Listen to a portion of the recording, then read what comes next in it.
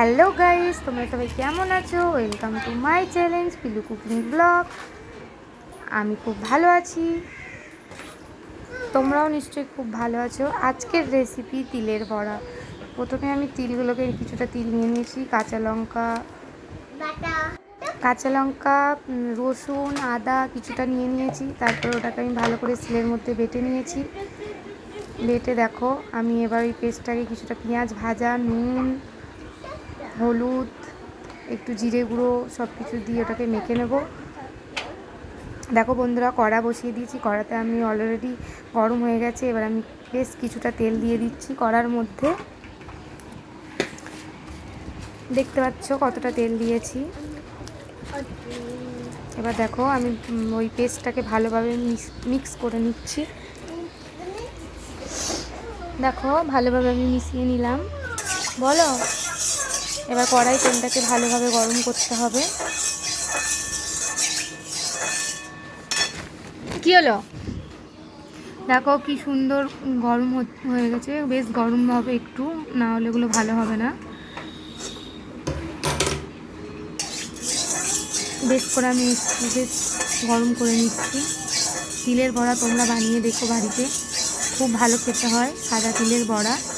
একটু কাঁচা লঙ্কা, আদা, রসুন, একটু পেঁয়াজ ভাজা সব কিছু মিক্স করে, নুন, হলুদ, সামান্য জিরে গুঁড়ো ভালো করে মেখে নিতে হবে। আমি সিলে বেটেই করি, কারণ সিলেই ভালো হয়। মিক্সিতে একটুখানি জিনিস তো ভালো হয় না, সিলে বেটেই ভালো হয়। দেখো আমি একটা একটা করে এবার বড়াগুলো দিয়ে দিচ্ছি। আমার তো তিলের বড়া খেতে খুব ভালো লাগে। তোমাদের কার কার ভালো লাগে আমাকে কমেন্ট করে জানিও। একদিকটা ভাজা হয়ে গেলে আমি আর এক দিকটা ভেজে নেব এইভাবে। দেখো বন্ধুরা, একদিকটা ভাজা হয়ে গেছে, আমি ফের উল্টে দিয়েছি। এদিকটা ভাজা হচ্ছে, কারণ এক হাতে ফোন ধরে আমি উল্টাতে পারছিলাম না, ভেঙে যাচ্ছিল। তারপরে মেয়েটা বদমাইশ একটু দুষ্টামি করছিল।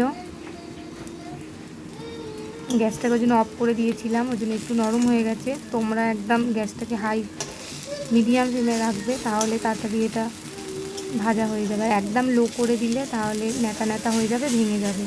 আমি অফ করে দিয়েছিলাম বলে একটু নরম হয়ে গেছে। আমার মেয়ের পটি পেয়ে গেছিলো। তাও বন্ধুরা দেখো খারাপ হয়নি, ভালোই হয়েছে। এবার আমি ফের একটু গ্যাসটা বাড়িয়ে দিয়েছি।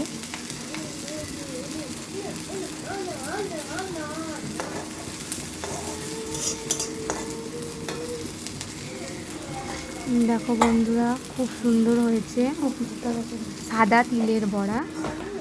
দেখো আবার আমি উল্টে দিয়েছি। এদিকটা আবার একটু বেশি লেট হয়ে গেছে। এই ভাজাটাই ভালো লাগে খেতে। আর ভেতরটা কাঁচা থাকলে মোটেও ভালো লাগে না। অনেকে করে দেখেছি বাড়িতে, অনেক সবার বাড়িতে খেয়েছি। ভেতরটা একদম ল্যাদ ল্যাদ করে, ভালো লাগে না, নরম হয় বেশ। একটু শক্ত শক্ত হাডি হাডি হলে বেশ খেতে ভালো লাগে। আর ভেতরটা নরম হলে একদমই ভালো লাগে না খেতে।